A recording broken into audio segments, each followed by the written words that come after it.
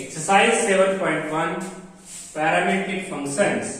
Question number जो 4 है वो हमारे पास है x is equal to a into में थीटा माइनस साइन थीटा। ये हमारे पास x फंक्शन है थीटा में और y फंक्शन है हमें ये रखा है a इंटू में 1 minus cos theta. Now we have to find that the dy upon dx at theta is equal to pi by 2। हमें थीटा दिया गया है लास्ट में pi by 2 और हमें फाइंड dy upon dx निकालना है। तो बच्चों ये पैरामीट्रिक फंक्शंस के क्वेश्चंस होते हैं। इसमें dy upon d थीटा जो हो जाएगा a कांस्टेंट 1 का डेरिवेटिव 0 को की आवाज minus sin theta. Now dx by d theta निकालेंगे तो ये आएगा a into 1 minus cos theta.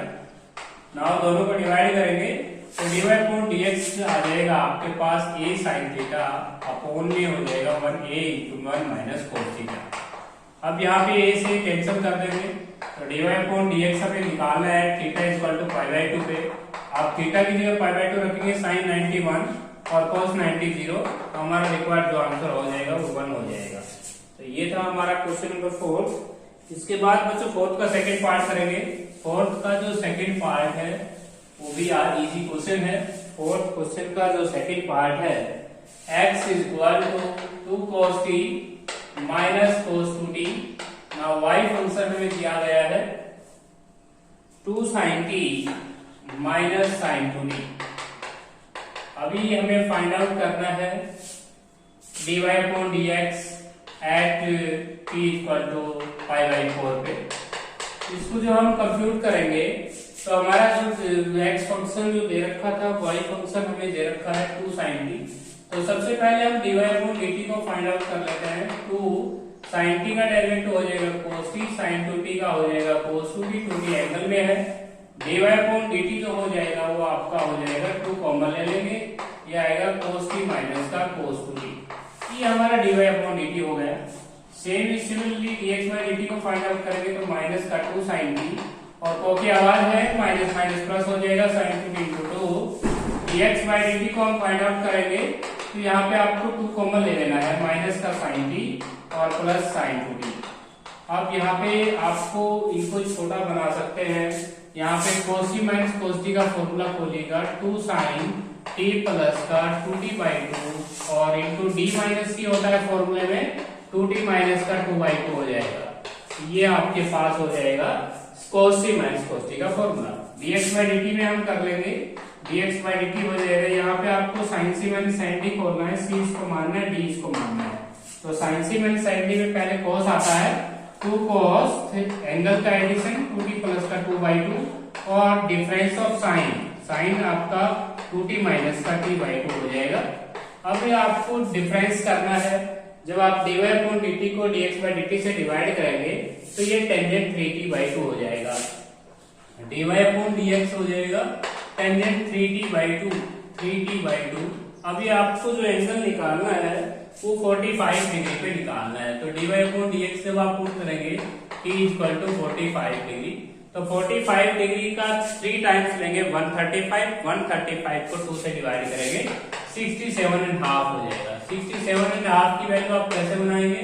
आपको एक फॉर्मूला याद होना चाहिए sin x equal to √1 minus का cos 2x by √1 plus cos 2x। तो ये फॉर्मूला आपको याद होना चाहिए। याद यदि आपको ये आपका जो फॉर्मूला है ये आपका टेंजेंट x के लिए फॉर्मूला है। ये हो जाएगा 2 sin स्क्वायर एंगल का हाफ, ये 2 cos स्क्वायर एंगल का हाफ, 2 से 2 कैंसिल, sin बाई cos 10। अब यहाँ पे cos और आपको एंगल याद होना चाहिए कि टेंजेंट 67 डिग्री को जब यहाँ पे पुट करोगे तो आपको टेंजेंट 135 डिग्री की वैल्यू याद होनी चाहिए और टेंजेंट cos 135 डिग्री की वैल्यू आपको मिलेगी माइनस का 1 बाई रूट 2। माइनस का 1 बाई रूट 2 यहाँ पुट करेंगे तो ऊपर हो जाएगा प्लस, यहाँ पे आ जाएंगे आप 1 माइनस का cos ऑफ इसका 2 टाइम्स करेंगे 135 डिग्री और यहाँ पे भी 1 प्लस cos 135 डिग्री। अब cos 135 डिग्री की वैल्यू आपको रखनी है और फिर उसके बाद रेशनलाइजेशन कर देना है, तब जाके आप इसका आंसर मैच कर पाएंगे। तो cos 35 की वैल्यू होती है बच्चों माइनस का 1 बाई रूट 2 और नीचे आप पुट करेंगे तो नीचे प्लस है, तो 1 माइनस का 1 बाई रूट, तो ऊपर प्लस हो जाएगा और √2 से √2 कैंसिल हो जाएगा, ये आएगा √2 प्लस 1 अपॉन में √2 माइनस 1। हम इसका रेशनलाइजेशन कर देंगे, √2 प्लस का 1 और √2 प्लस 1, √2 प्लस 1 के ऊपर 2 पावर है, √2 प्लस 1 के ऊपर 2 पावर है और ऊपर स्क्वायर रूट का साइन है, नीचे a square minus b square से कुछ नहीं बचा, क्योंकि बच्चों a square minus b square से जब हम फॉर्मूला लगाते हैं तो नीचे 1 बचता है, 1 का स्क्वायर रूट 1 हो जाएगा, इस स्क्वायर रूट से ये कैंसिल, आपका रिक्वायर्ड आंसर हो जाएगा √2 प्लस 1।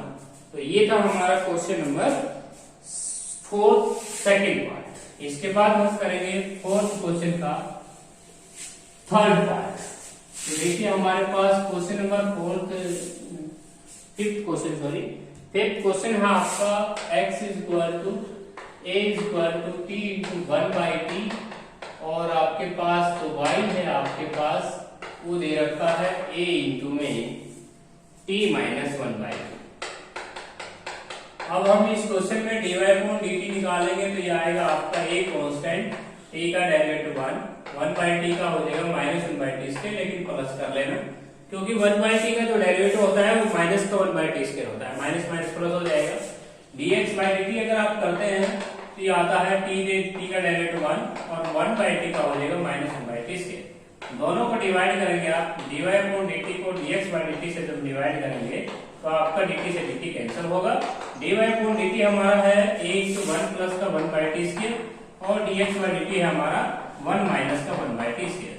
यदि बच्चों आप इन दोनों को t से मल्टीप्लाई करते हैं, t से मल्टीप्लाई करेंगे तो यहाँ t बन जा t और यहाँ से t से मल्टीप्लाई करेंगे 1/t और नीचे भी अगर आप t से मल्टीप्लाई कर देंगे इसको तो a इंटू में t माइनस का 1/t हो जाएगा और इसकी जो वैल्यू है, इसकी वैल्यू स्टेटमेंट से आप देखिएगा x है और इसकी वैल्यू y है, तो आपने जो dy अपॉन dx लेके आए हो वो x बाई y हो गया, इसकी वैल्यू हम रख देंगे स्टेटमेंट से x और ये स्टेटमेंट हो जाएगी y और आपका जो रिक्वायर्ड आंसर है वो यही है।